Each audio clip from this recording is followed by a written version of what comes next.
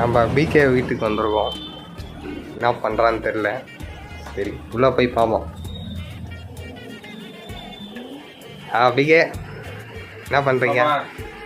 அதான் நம்மளோட உழைப்பு அதெல்லாம் நீ எடிட் பண்ணிட்டு இருக்கேன். இன்னைக்குள்ள வீடியோ ஒன்று பண்ணணும்.